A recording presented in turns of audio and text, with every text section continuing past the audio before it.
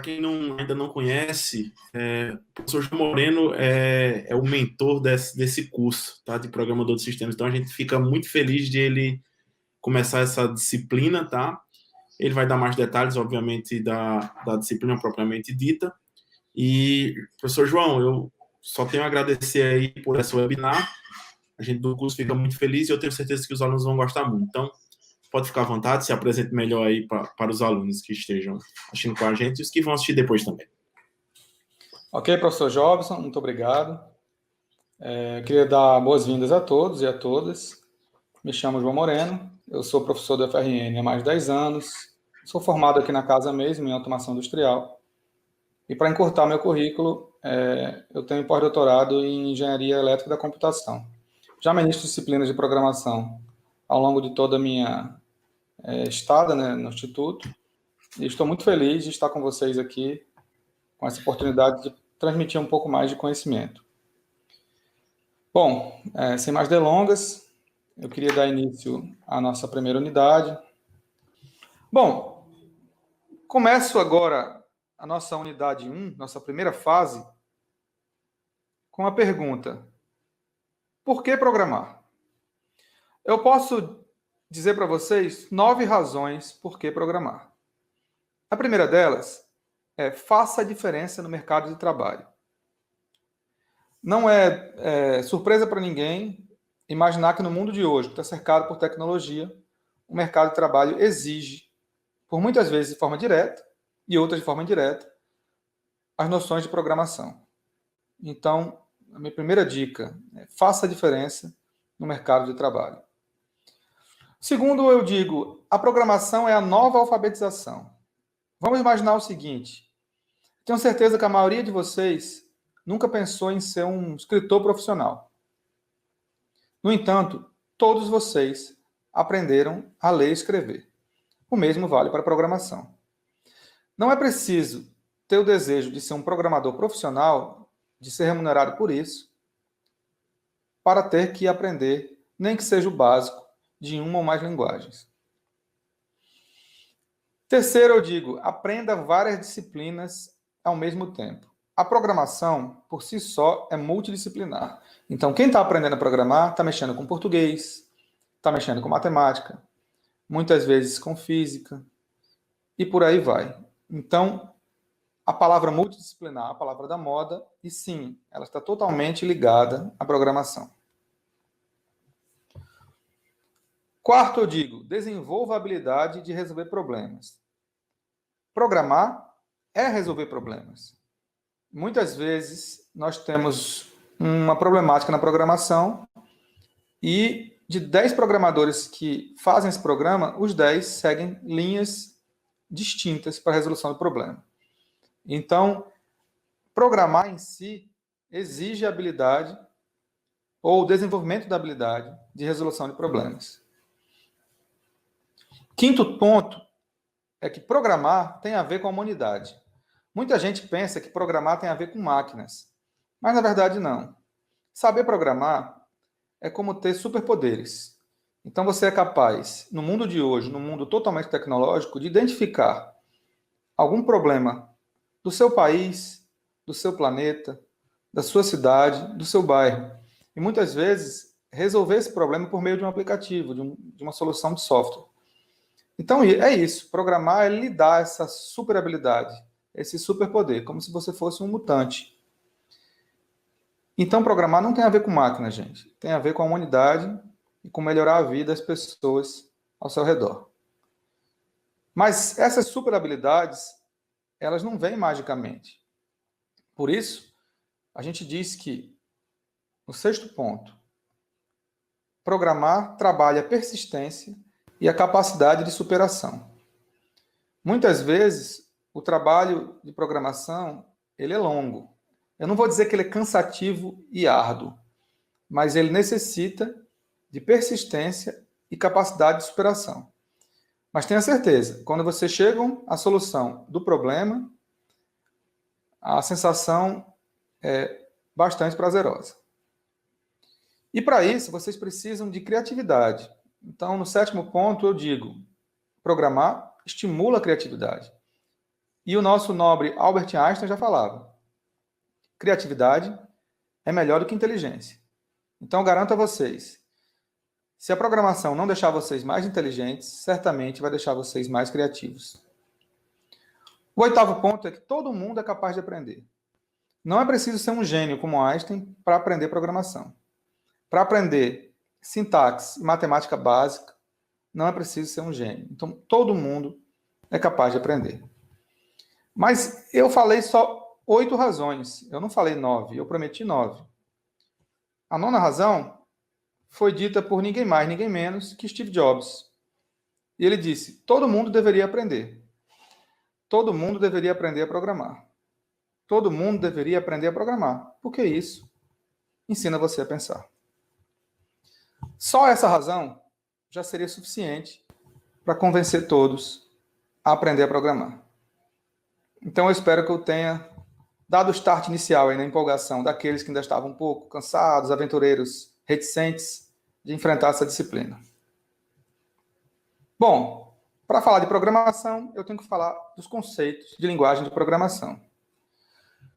Para que um computador eletrônico funcione, ele necessita ser programado. E o processo de programação nada mais é que uma conversa entre um ser humano, obviamente tecnicamente preparado, e o computador propriamente dito. O processo de comunicação se faz com o uso de uma linguagem de programação que o computador entenda. Então é preciso conversar com o computador de uma maneira que ele compreenda. Seria o equivalente de eu estar conversando com uma pessoa que não fale português, mas fale espanhol. E para que eu trave uma conversa com ela produtiva e que ela compreenda, eu necessito aprender espanhol. E, por fim, essas linguagens de programação podem ser de baixo ou alto nível. Existem, basicamente, dois grandes grupos de linguagem. São as linguagens de baixo nível, que são linguagens que chegam mais perto dos transistores da máquina, ali da parte mais interna, e são linguagens de alto nível, que já passaram por um pré-processamento, e são linguagens mais parecidas com a nossa linguagem, muito semelhante ao inglês. E dentre esses tipos de linguagem, eu posso destacar algumas, como o Pascal, o C, o C++, Java, Lua, Python, etc. Aqui é importante dizer que só hoje são cadastradas mais de 2.500, eu disse 2.500 linguagens de programação oficiais. Então, é óbvio que dessas 2.500, existem umas 10, 15 que se destacam e são mais utilizadas na comunidade. E quando uma programação é muito utilizada na comunidade, a gente ganha, porque a gente pode estar com mais mercado de trabalho, porque mais empresas vão utilizar essa linguagem. E nós ganhamos também porque a comunidade vai estar mais ativa em fóruns para tirar dúvidas. E também na atualização da linguagem. E tudo isso vocês encontram no Python. Mas calma, ainda não é hora de falar de Python. Os códigos podem utilizar informações como nomes, operações matemáticas e lógicas. E para ensinar programação básica, por vezes, é preciso utilizar métodos visuais que apresentem a necessidade de um passo a passo adequado para que uma tarefa seja executada igualmente por qualquer pessoa que seguir suas instruções. Então, imagine que eu tenho uma problemática e eu quero que as pessoas resolvam ela passo a passo, como uma receita de bolo. Porque isso é o conceito de algoritmo, uma receita de bolo em uma linguagem que o computador possa entender. Os métodos mais utilizados para a construção desses algoritmos iniciais em linguagem de programação são os fluxogramas e a escrita de pseudocódigos. Vamos imaginar a seguinte problemática, o seguinte algoritmo. Receba 2 números, N1 e N2, multiplique esses números, armazene esses números em uma variável, que eu vou chamar aqui de M, e mostre os resultados. Gente, vamos entender variável como uma caixa. Uma caixa que pode armazenar coisas. Mas nessa caixa, eu tenho que dizer que tipo de coisa eu quero armazenar. Então, vamos olhar para esse algoritmo e entender que aqui a gente está visualizando 3 variáveis. A variável N1, N2 e M. A variável N1 e N2 vão receber números inteiros. E a variável M vai receber o produto desses números, que também será um número inteiro. Então, a gente pode deduzir que a variável n1, n2 e m são variáveis do tipo inteiros, ou seja, são caixas e que dentro delas só entram números inteiros. Vamos resolver esse problema de duas formas. Primeiro, através de fluxograma. Então, olhando esse fluxograma, eu inicio ele, depois eu declaro as variáveis m, n1 e n2, todas do tipo inteiro. Depois eu faço uma operação nessas variáveis, eu digo m recebe n1 vezes n2. Em seguida, eu mostro esse resultado para o usuário e finalizo o programa. Então, essa seria a resolução através de um fluxograma. Nós também podemos resolver através de um pseudocódigo. O que é um pseudocódigo? Ele é um código escrito em português. Ele lembra um código de programação, todavia, ele não pode ser programado. Existem até algumas iniciativas, como, por exemplo, o Visual G, que utiliza o Portugal, que é esse pseudocódigo, para estar realizando programas. Mas é algo que não é utilizado comercialmente, apenas para fins didáticos. Então, no pseudocódigo, eu vou ter algumas palavras reservadas, e aí vocês vão começando a entender como é a programação. Na programação, a gente tem que conversar com o computador numa língua que ele entenda. E essa língua, as palavras têm significados. Nesse pseudocódigo, por exemplo, eu inicio com a palavra reservada var. Essa palavra reservada, ela diz, a partir daqui eu vou declarar variáveis, ou seja, eu vou dizer para o programa quais as caixas ele vai precisar e o que ele vai colocar em cada caixa. Então, nessa parte, eu vou declarar as variáveis m, n1 e n2 e informar que todas são do tipo inteiro. Na sequência, eu inicio o algoritmo com a palavra reservada início. E de cara eu já uso outra palavra reservada, o escreva, para dizer o seguinte: digite o valor de n1. Eu estou mostrando na tela uma frase para orientar o meu usuário a fazer algo que eu queira. E o que eu quero? Que ele escreva n1. Então, na sequência, eu vou colocar o comando leia n1, e assim que ele escrever o valor e apertar Enter, esse valor vai ser armazenado dentro da variável n1. Repito o processo para n2, e assim que eu tiver as duas variáveis, eu executo uma operação. Aí vocês já podem ver outra coisa estranha. Professor, cadê o igual? Gente, dependendo da programação, o comando de atribuição é diferente. O que é atribuição? É atribuir um valor a alguma coisa. Então, vejam bem. Aqui eu quero atribuir o valor de n1 vezes n2 dentro da variável m. Eu estou usando uma setinha invertida como comando de atribuição. Em outras linguagens, o comando de atribuição é o igual. Mas reparem que em alguns momentos da linguagem nós também vamos precisar relacioná-las. Perguntar se algo é igual a algo. Então, na prática, as linguagens que usam a setinha como atribuição, quando elas querem relacionar variáveis, como vocês vão ver isso, fiquem tranquilos, elas usam o igual. Já as linguagens que usam o igual como atribuição, na hora de usar a relação entre variáveis, eles vão usar igual, igual, duas vezes. Porque precisa haver uma diferenciação entre o igual, que está atribuindo um valor a uma variável, e o igual, que está comparando o valor entre variáveis ou entre variáveis e constantes. Por fim, o pseudocódigo diz, escreva m. Então, eu estou escrevendo o valor de m na tela e finalizo o algoritmo. Pronto. Essa é a diferença entre um fluxograma e um pseudocódigo para apontar a mesma solução. O que a gente vai usar na unidade 1? Nenhum dos dois.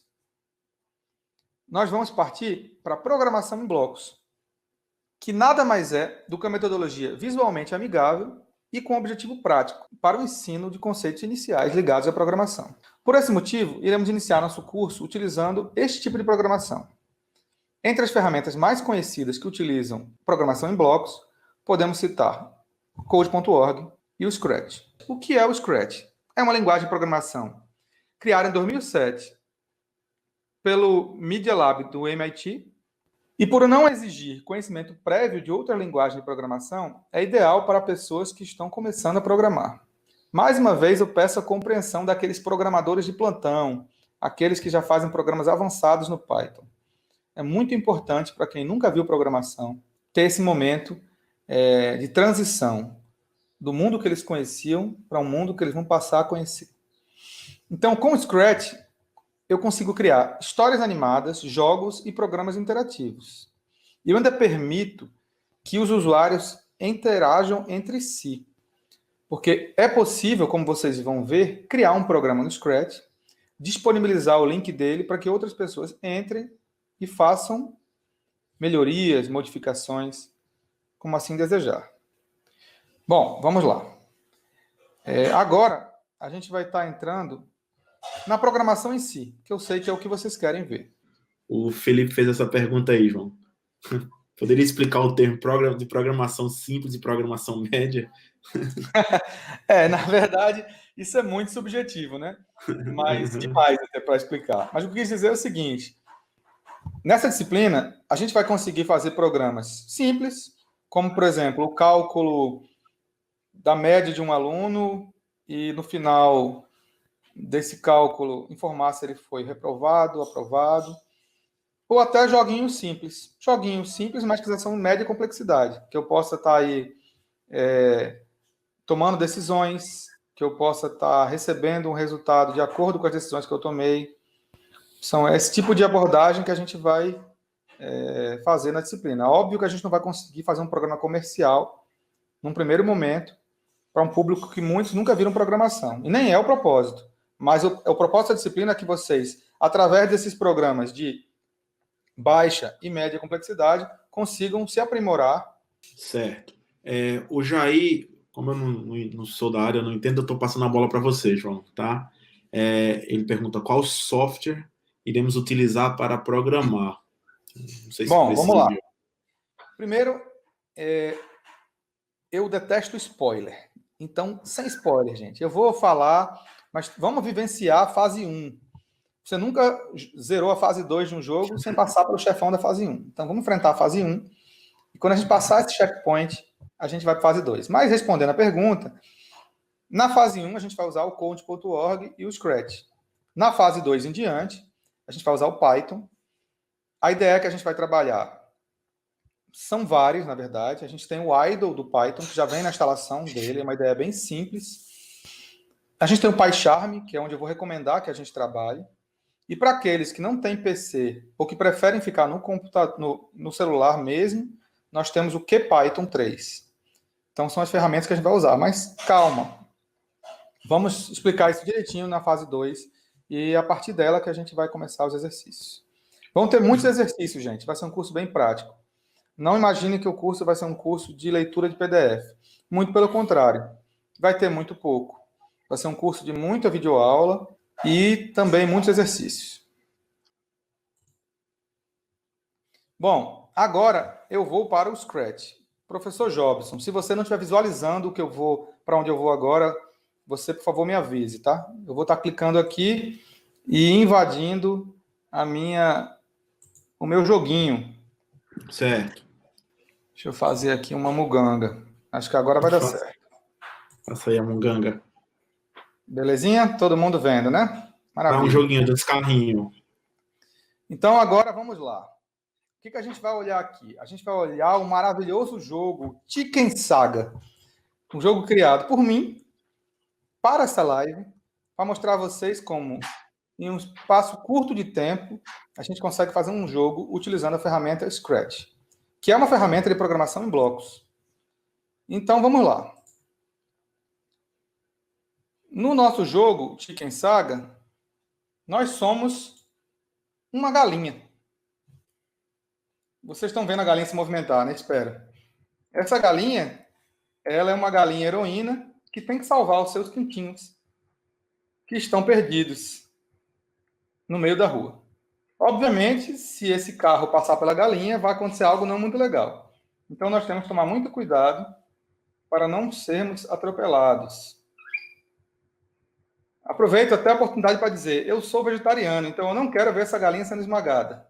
Galinha, aqui em casa, não é nem hambúrguer. Então, o que a galinha tem que fazer? Ela tem que achar os pintinhos que vão aparecendo na tela e salvar. E toda vez que ela salva um pintinho, aparece lá em cima, pintinho salvo.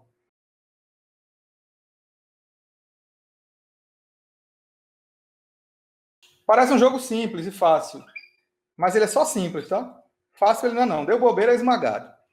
Então, vamos imaginar que eu estou aqui com 6 pintinhos salvos, que eu vou salvar mais um, que eu levo uma atropelada de carro. Lá vou eu. Veja que eu dei um azar, que eu fui atropelado e já morri. Eu fui atropelado 2 vezes. Não era esse o propósito que eu queria mostrar. Vou voltar aqui o jogo. O que eu queria mostrar é que quando você é atropelado nesse jogo, você perde 5 pontos. E você tem deduzido esses 5 pontos do número de pintinhos salvos. Se chegar a 0 ou menos, você perde o jogo. E a galinha morre. Vocês deram um azar porque a galinha levou uma atropelada e depois levou outra. A pobre já morreu de vez. Mas não era para acontecer isso. Mas o Chicken Saga é isso, é meio bugado, certo? Deixa eu ver se eu consigo salvar 6 galinhas de novo para mostrar a vocês essa parte da programação. Lá vai 5 pintinhos. Olha o sexto ali. Pronto, foi legal. Não foi o que eu queria, mas deu certo. Repara que eu fui atropelado, mas eu tinha 5 pintinhos. Então 5 menos 5 dá 0. Eu ainda não morri. Se eu for atropelado de novo, acabou o jogo. É um jogo bem besta. Mas fui eu quem criei. E tenho certeza que quando vocês criarem um jogo desse, por mais simples que eles sejam, vocês vão adorar. E vão obrigar sua mãe, sua tia, seu gato, sua galinha, seu papagaio a jogarem também. Todos vão ficar fugindo de vocês. Não, não quero jogar esse. E você vai falar, sim, você tem que jogar. O que eu vou fazer agora? Eu vou clicar aqui e vou visualizar o jogo por dentro. Ver interior. E nós vamos entender agora como funciona a programação de blocos. Bom, esse é o Scratch, gente. Tá vendo, né, professor Jobson? Tá tudo ok, né, a visualização? Tudo ok. Tudo ok, sim. Beleza. Tá respondendo aqui. Vamos lá. Bom, eu estou aqui no Scratch. Vocês vão ver que ele tem, primeiro, 1, 2, 3, 4, 5, 6, 7, 8, 9.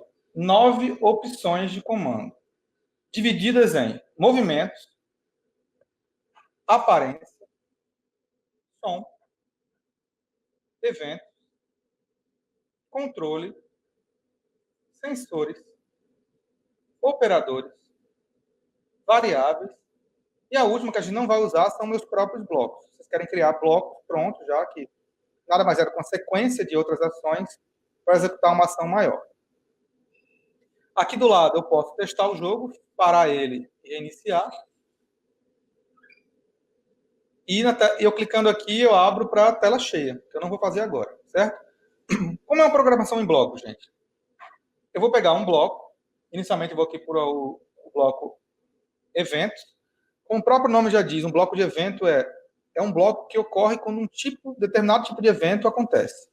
Então, eu vou puxar aqui, ó, esse bloco, que é o bloco que tem a bandeirinha verde. O que ele diz? Ele diz quando bandeirinha verde for clicada. Então, esse bloco, por exemplo, seria o bloco de início do algoritmo. Seria um bloco que dizia, toda vez que eu clicar na bandeirinha verde, tudo que está encaixado nele vai ocorrer. Depois dele, geralmente a gente coloca um bloco de controle sempre. Isso é uma espécie de loop infinito. Isso quer dizer que, depois que a bandeirinha for clicada, tudo que está dentro do bloco sempre vai ficar acontecendo sempre e sempre. Quando chegar no final do último bloco, ele volta para o início. É um loop infinito, tá? E o legal dessa programação, isso que eu estou criando agora, ele está sendo feito na mesma janela do personagem galinha, que já tem outras coisas feitas, mas não tem problema. Ele permite essa programação de forma paralela, tá? Então, isso vai ocorrer como o outro que já foi feito também vai ocorrer. Então, por exemplo, aqui dentro, se eu quiser fazer algum tipo de operação, sensor, eu vou colocando dentro desse centro. Então, vamos lá. Primeiro, a gente tem que entender que o Scratch tem atores. O ator inicial é o gato. Mas esse gato, que é o sprite, ele pode ser modificado para outros. Para clicar em um novo ator, eu venho aqui, seleciono um ator, clico, vão aparecer diversos tipos de atores. certo? E eu posso colocar ele no jogo. O inicial é o gatinho, certo? É o sprite. Esse danadinho aqui. Mas eu posso colocar muitos outros, inclusive exportar de fora do jogo, uma imagem que eu queira. E cada ator desse eu posso estar programando. Então vamos falar da minha galinha. A minha galinha, como eu já disse, né, ela está dentro de um grande bloco, que é quando a bandeirinha for clicada. Toda vez que a bandeirinha for clicada, eu mando a galinha ir para uma posição definida, que é a posição X e Y, um plano cartesiano. Então, por exemplo, eu vou mexer a galinha. E ela vai morrer, certo? Se eu parar o jogo e voltar de novo, reparem que ela vai para uma posição definida. É justamente esse bloco de código. Eu mando ela para a posição XY definida e ainda mando ela apontar na direção de 90 graus, que é essa direção olhando para o leste. Tá? Depois, eu mudo a minha variável pintinhos salvos para 0. Repare que aqui está como 1. Eu salvei um pintinho. Mas se eu morrer, aqui, dentro do sempre, ó, reparem que essa posição da galinha e esse mude pintinhos para 0 só acontece uma vez, assim que o programa é iniciado. E depois, está tudo dentro do bloco sempre.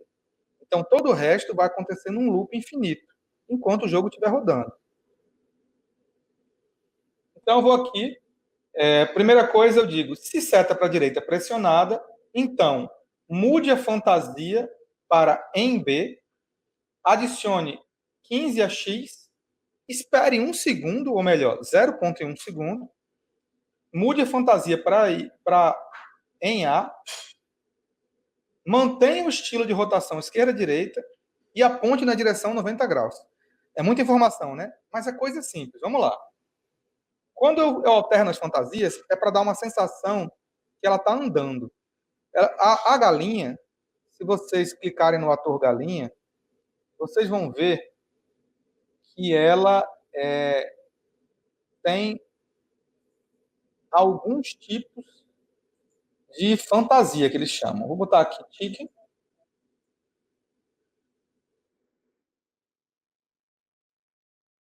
Tá vendo que quando eu clico nela, já mostra ela em movimento? Pois é. Esses são os tipos de fantasia que eles chamam. Cada fantasia é uma posição, é um frame da galinha. Então, quando eu mudo a fantasia, ali, eu estou alternando entre o frame dela com a perna esticada e o frame dela com a perna dobrada. Isso dá uma sensação de movimento quando ela anda. Eu também faço o que mais? Eu adiciono 15 ao eixo X para ela se movimentar. Se eu quisesse que ela se movimentasse para a esquerda, eu adicionaria menos 15. Se eu subir os valores, ele vai para a direita. Se eu diminuir para a esquerda, assim como no eixo X mesmo, certo? Matemática. Eu espero 0,1 segundo para ficar alternando essa mudança de frame, que vai dar essa sensação que ela está se movendo, mexendo as pernas. Né? E eu defino o estilo de rotação como esquerda-direita, porque se eu não fizer isso, ela pode girar, rotacionar, ficar de cabeça para baixo. Não me pergunte por quê. É o estilo do Scratch. Se eu não fizer isso, na hora que eu aponto ela para 90 graus, ela vira de cabeça para baixo. Então, usando esse bloco de movimento, eu garanto que ela fica nessa posição horizontal. Eu faço isso para todas as teclas, gente. Para a esquerda, a mesma coisa. Para cima e para baixo, eu defini que ela ande mais devagar, ela anda de 10 em 10. E para cima e para baixo, eu não preciso nem mudar a direção do bico dela.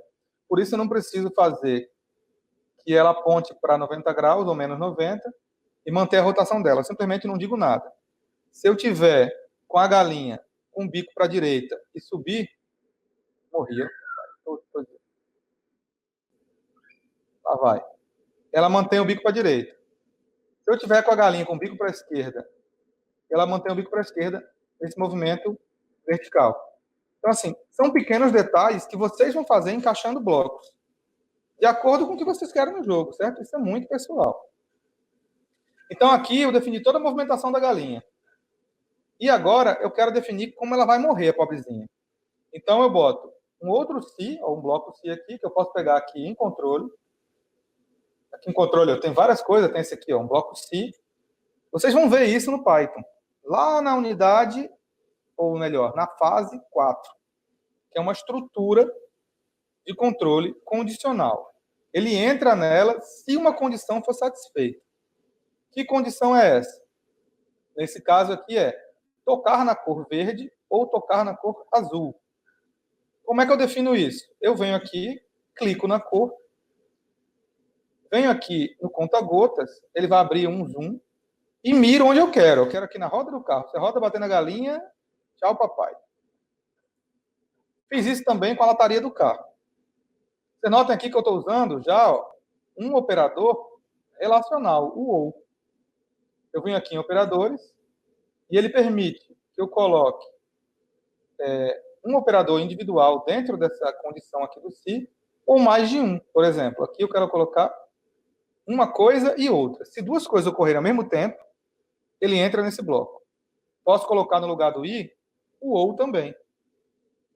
Se uma coisa ou outra acontecer, eu entro nesse bloco. Ou posso colocar um não. Por exemplo, vamos imaginar que eu estou no bloco da coordenação do curso. E o professor Jobson gostou muito do Scratch. E ele diz assim, se o assunto não for relacionado a um conteúdo da disciplina, eu respondo. Então, dentro desse se, aqui teria o quê? Conteúdo da disciplina. Se não for conteúdo, ele responde. Se for conteúdo, ele fala, passa para o professor. Então, são coisas que eu vou aprendendo nos blocos que depois eu vou aprender na linguagem estruturada, no Python. Tá? Então, por isso é importante esse primeiro contato com a programação em blocos. Então, aqui eu defino já como ele vai ser atropelado. Se ele for atropelado, eu mando adicionar menos 5 pontos à variável pintinhos salvos, que vocês estão enxergando no topo da tela. Certo? Essa variável, eu posso mostrar ela ou não, clicando aqui em variáveis. Ó. Se eu tirar aqui, ela some, certo? Tem um cronômetro que eu deixei ativo, está aparecendo o cronômetro, eu posso botar a variável por cima dele, ou mudar a posição dela também. E eu digo o seguinte, se ele for atropelado, menos 5 pintinhos salvos. Aí eu entro em outro se. Se a variável for maior que menos 1, ou seja, de 0 em diante, o jogo continua. Ele vai para a posição inicial, faz um barulhinho de batida e continua no jogo. Se não, eu zero os pontos, emborco ele e acaba o jogo. Então, essa movimentação, óbvio, é só a da galinha. Existe outra ainda para o carro, que é bem simples, eu fico mandando o desgraça do carro ficar indo para lá e para cá, eu digo, mova 10 passos, e se tocar na borda, volte. O Scratch é tão legal que ele tem essa opção, se tocar na borda. Então, por exemplo, se eu tirasse isso e mandasse play, o carro ia embora. Ó, o carro ali ficou travado. Quando eu boto, se tocar na borda, volte, agora o jogo sabe que toda vez que toca na borda dessa fase, eu inverto a posição. Então, eu fiz isso para os dois carros. É a programação mais simples. E nos atores dos pintinhos, aí é uma programação também um pouquinho maior, vocês podem estar conferindo, que basicamente eu mando eles ficarem andando. Se eles tocarem no branco ou no vermelho, que é a galinha, eles somem e só aparecem de novo quando o outro coleguinha deles foi resgatado. Então, vocês podem conferir isso no link que eu vou deixar disponível. É um jogo que eu fiz em um dia e eu tenho certeza que vai ter gente que vai falar, professor, você demorou muito, eu fiz em 1 hora. Só usando programação em blocos. Então, assim, divirtam-se com o Scratch, divirtam-se ainda mais com Code.org. E agora a gente vai mostrar justamente o desafio da fase 1, que é em outra ferramenta, Code.org, que também usa programação em blocos, mas com uma metodologia um pouquinho diferente. Bom, dando seguimento à nossa apresentação, vocês viram agora o Chicken Saga, entenderam como funciona o jogo, entenderam que é possível fazer ele com programação em blocos, perderam o preconceito da programação em blocos, que é coisa para criancinha, não é. É muito legal e é muito importante para quem está começando. Às vezes, pular essa etapa pode significar continuar a programar ou simplesmente desistir. Bom, e nós chegamos agora, ainda no tema de programação em blocos, no Code.org, que nada mais é do que uma organização sem fins lucrativos, cujo objetivo é divulgar e ensinar programação a pessoas de todas as idades. A instituição tem parcerias com vários gigantes da tecnologia e as suas aulas são ministradas, por exemplo, por Mark Zuckerberg, Bill Gates, para quem não conhece, são os donos do Facebook e da Microsoft, respectivamente. E eles organizam a Hora do Código, que é um movimento global que busca mostrar como é possível aprender a programar em pouco mais de 1 hora. E é usando essa Hora do Código que a gente acessa as trilhas que são destinadas a esse propósito, que é de fazer a pessoa aprender a programar. E o desafio da primeira fase é realizar uma dessas trilhas, que é a trilha denominada Jornada do Herói. Existe um passo a passo que eu fiz. Vocês vão entrar nas avaliações, vai ter um vídeo explicativo. Se vocês clicarem dentro de envio de tarefas, vai ter um tutorial que vai explicar passo a passo como realizar a atividade.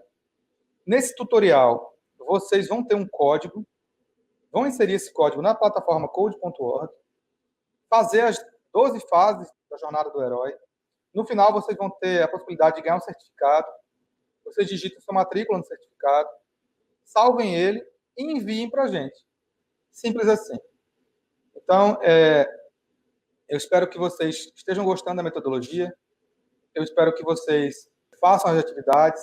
Não existe programar só assistindo vídeo, só lendo livro. Programar é repetição. É igual a matemática. A gente só aprende resolvendo exercícios. E é isso, gente. Eu fico por aqui. Eu espero que vocês tenham gostado da live. Vida longa e próspera. Um grande abraço.